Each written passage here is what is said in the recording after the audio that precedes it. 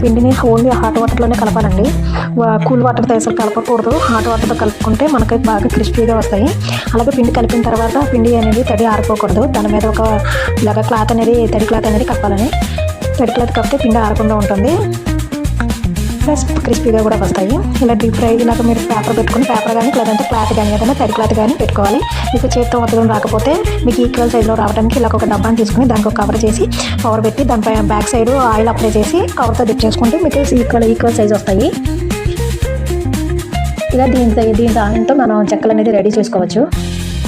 ఇలా అన్ని చెక్కలు రెడీ చేసిన తర్వాత డీప్ ఫ్రైకి సరిపడా ఆయిల్ పెట్టుకుని డీప్ ఫ్రై చేయాలండి. ఆయిల్ మాత్రం కొంచెం ఎక్కువే ఉండాలి, ఎందుకంటే చెక్క అనేది మునగాలండి. ఆయిల్ ఎక్కువే ఉండాలి. మనం ఇలా ప్రతిసారి ఇలా వండలు కొన్ని చుట్టుకుంటూ మళ్ళీ తర్వాత ఈ తడి క్లాత్ అనేది ఆ పిండి మీద కప్పేయాలి. పిండి అనేది అసలు ఆరనివ్వకూడదండి, తడిగానే వెట్టుగానే ఉండాలి. లేదు ఇన్ కేస్ మీరు ఒక్కళ్ళే వేరే ఇంకా ఎవరైనా చేస్తూ ఉంటే పిండి మొత్తం అట్లా కలుపుకోకుండా కొంచెం పొడి పిండి ఉంచుకొని మనం ఇలాగా చెక్కలు చేస్తున్నప్పుడు మాత్రం మీరు పిండి హాట్ వాటర్లో వేసుకొని కలుపుకోండి. కొంచెంగా కలుపుకోవచ్చు. మీకు ఇలాగా ఇబ్బందిగా ఉంటే అలాగనే చేసుకోవచ్చు. లేదంటే కొంచెం పిండి అయితే ఇట్లా చేసుకుని క్లాత్ అయితే కవర్ చేసేసుకొని చేసేసుకోవచ్చు.